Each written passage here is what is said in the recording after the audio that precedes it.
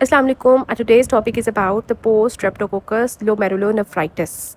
Basically इसमें क्या होता है कि किडनी की एक डिजीज़ हो जाती है जिसको ग्लोमेरुलोनेफ्राइटिस कहते हैं कि किडनी के ग्लोमेरुलाई जो होते हैं ना, आपको पता होगा, याद होगा क्या होते हैं, नेफ्रॉन्स होते हैं, उनकी इन्फ्लेमेशन हो रही है। लेकिन क्यों हो रही है? कि स्ट्रेप्टोकोकस का इन्फेक्शन हुआ था और उसके बाद अब इन्फेक्शन हुआ था तो उसके बाद कैसे किडनी डैमेज हो गई? वो इस वजह से कि क्या होता है कि जो इन्फेक्शन के खिलाफ जो भी इम्यूनिटी क्रिएट हुई होती है ना, वो हमारी किडनीज़ को भी अटैक करने लग जाती है। तो इस वजह से कहते हैं कि किसी को स्ट्रेप्टोकोकस का कोई भी इन्फेक्शन हुआ हो ना, तो उसके बाद ये डिज़ीज़ जो है ना वो आती है। तो इन्फेक्शन रिलेटेड ग्लोमेरुलोनेफ्राइटिस भी हम इसको कहते हैं, which is post streptococcal glomerulonephritis. अब इसकी एक्सप्लेनेशन के लिए सबसे पहले तो हमें पता होना चाहिए कि हो क्या रहा है। यहाँ पे अगर देखें तो एक बच्चा सा आपको नज़र आ रहा है और उसके गले में कोई इशू है। क्या हुआ कि उसको फेरेंजाइटिस हुआ, ठीक है। उसकी फेरेंक्स जो है ना वो इन्फ्लेम हुई थी, डॉक्टर के पास आया, गला दर्द था, उसको बुखार था, चेक किया तो मोस्टली स्ट्रेप थ्रोट होते हैं कि स्ट्रेप्टोकोकस की वजह से उसका गला ख़राब था। अब हुआ क्या कि उसको हमने दवाई वगैरह दी, सारा कुछ, हाँ, लेकिन जो है क्या हुआ कि अब थोड़ी देर बाद जो है ना इशू आया, ठीक है। ग्रुप ए स्ट्रेप्टोकोकस का उसके गले में इन्फेक्शन हुआ या फिर उसको कोई स्किन का इन्फेक्शन हुआ, इम्पेटाइगो हुआ।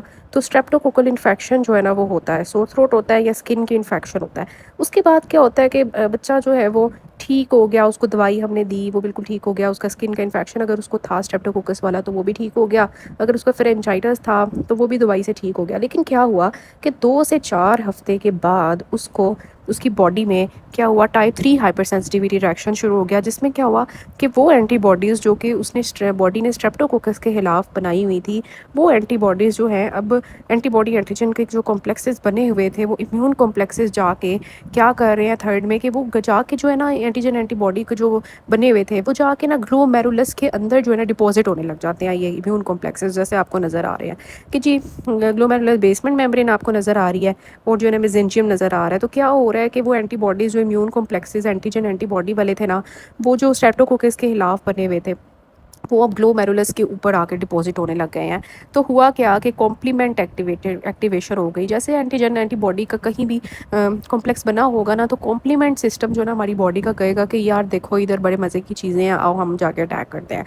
तो क्या होता है कि C3 कॉम्प्लीमेंट पाथवे एक्टिवेट हो जाता है, फिर वो क्या कॉम्प्लीमेंट सिस्टम पूरा चलना शुरू हो जाएगा, फिर उसकी वजह से बॉडी में वहाँ पे इन्फ्लेमेशन शुरू हो जाएगी ग्लोमेरुलस में, फिर वहाँ पे न्यूट्रोफिल्स भी आ जाएंगे। और अब क्या होगा कि ग्लोमेरुलस में इतने ज़्यादा न्यूट्रोफिल्स हैं, एंटीजन एंटीबॉडी कॉम्प्लेक्सेस हैं, कॉम्प्लीमेंट एक्टिवेशन हुई है, इन्फ्लामेशन हुई जा रही है।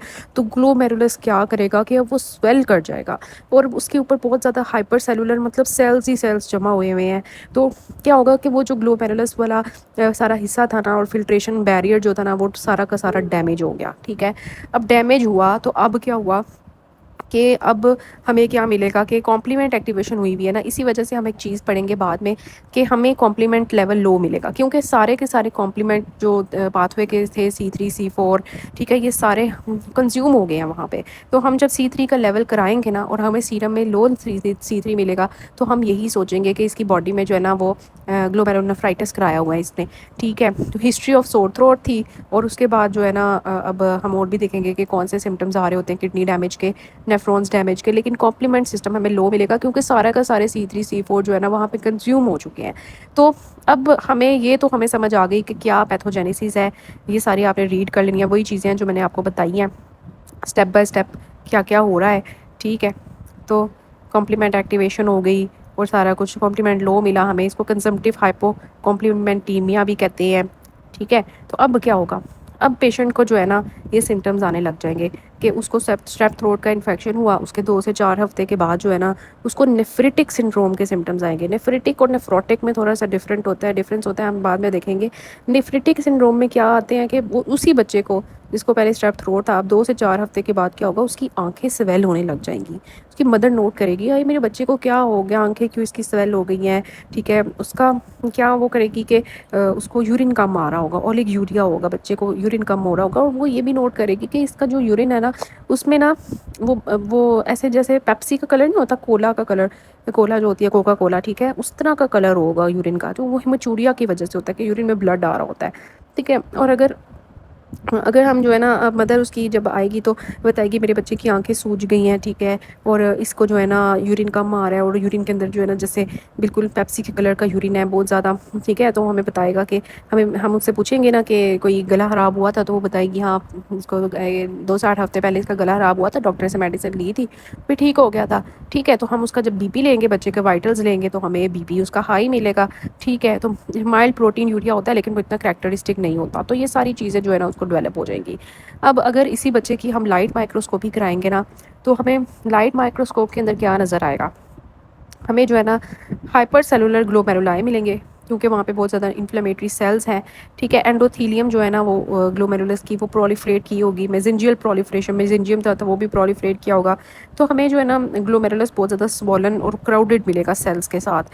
پھر لائٹ مائکروسکوپی کے بعد جو ہے نا ہم جب امیونو فلوریسنس اگر کریں گے اسی بچے کا، تو ہمیں اس طرح کی امیونو فلوریسنس ملے گی کہ اسٹاری اسکائی اپیرنس ملے گی، جیسے ایسے لگے گا جیسے تارے ہیں آسمان پہ، ٹھیک ہے، گرینولر اسٹاری اسکائی اپیرنس، اس کو ہم لمپی بمپی بھی کہتے ہیں۔ اب اس میں ہوتا کیا ہے، اس میں actually I G G antibody ہوتی ہے، I G M antibody ہوتی ہے، C3 ہوتی ہے along the glomerulus basement membrane and mesenterium ہوتی ہے، ٹھیک ہے۔ ہمیں گرینولر کیوں ملتی ہے، لینئر کیوں نہیں ملتی، کیونکہ جو گرینولر جو امیون کمپلیکس ہے نا، وہ ہمارے اینٹی باڈیز جو ہے وہ ڈائریکٹلی جو ہے نا لینئر فارم میں جو ہے نا گلومیرولر بیسمنٹ میمبرین کے ساتھ اٹیچ ہے، ٹھیک ہے۔ تو کیا ہمیں ملے گا، گرینولر اسٹاریز کا اپیرنس ملے گی، لمپی بمپی ہم اس کو کہتے ہیں، کیونکہ امیون کمپلیکسز جو ہے نا وہ پیچز کی فارم میں ہوتے ہیں، جس میں آئی جی جی، آئی جی ایم اور C3 جو ہے نا میزنجیم اور گلومیرولر بیسمنٹ میمبرین کے ساتھ اٹیچ ہوتے ہیں، ٹھیک ہے۔ تو یہ نا بالکل پیچی فارم میں ہوتے ہیں، مطلب یہ کہ انہوں نے جگہ جگہ اپنی جو ہے نا ڈپازٹس بنائے ہوتے ہیں، تو اس وجہ سے یہ گرینولر ہمیں نظر آتے ہیں، ٹھیک ہے۔ تو جو ہے نا لینئر ہمیں نہیں نظر آتے، لینئر ایک ڈیزیز ہم پڑھیں گے گڈ پیسچرز، اس میں نا وہ antibodies directly glomerular basement membrane کو اٹیک کی ہوتی ہے، یہاں پہ نا جگہ جگہ امیون کمپلیکسز ایسے پیچی فارم میں نا ہمیں مل رہے ہوتے ہیں، ٹھیک ہے۔ اب الیکٹران مائکروسکوپ میں اگر ہم دیکھیں نا، تو اس کی کلاسک فائنڈنگ کیا ہوتی ہے کہ ہمیں ایپیتھیلیم کے نیچے نا کیا ملتے ہیں، ہمپس ملتے ہیں، ٹھیک ہے۔ کیوں؟ کیونکہ جو امیون کمپلیکسز ہیں نا وہ ایپیتھیلیل سائڈ جو ہوتی ہے نا گلومیرولر بیسمنٹ میمبرین کی، اس کے نیچے جمع ہوئے ہوتے ہیں، تو ہمیں کیا ملتے ہیں، ایپیتھیلیم کے نیچے سب ایپیتھیلیل ہمپس، ان کو ہم کہتے ہیں، ٹھیک ہے۔ تو یہ جو ہے نا سین ہوتا ہے، تو ایپیتھیلیل جو ہے نا سائڈ وہاں پر ہمیں ہارمس ملتے ہیں، ٹھیک ہے۔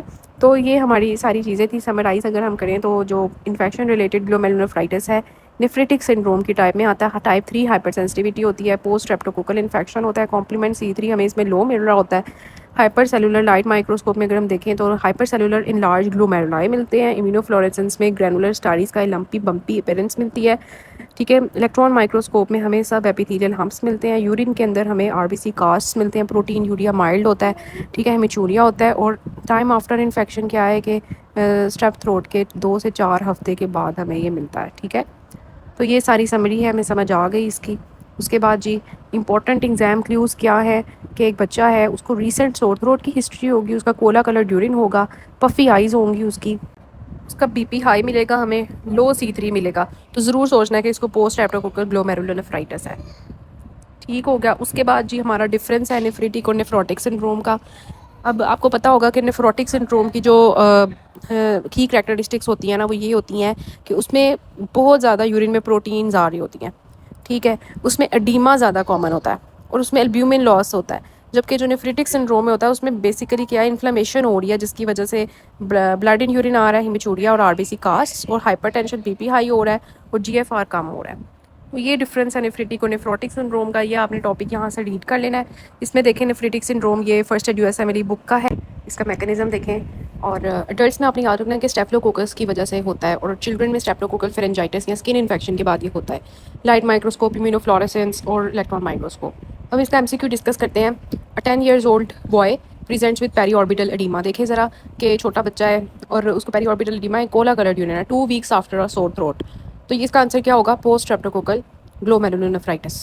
تو یہ زیادہ 2 to 4 weeks کی ہسٹری ہوگی، اور کولا کلر یورین جو ہے نا آپ کو بتا رہا ہے۔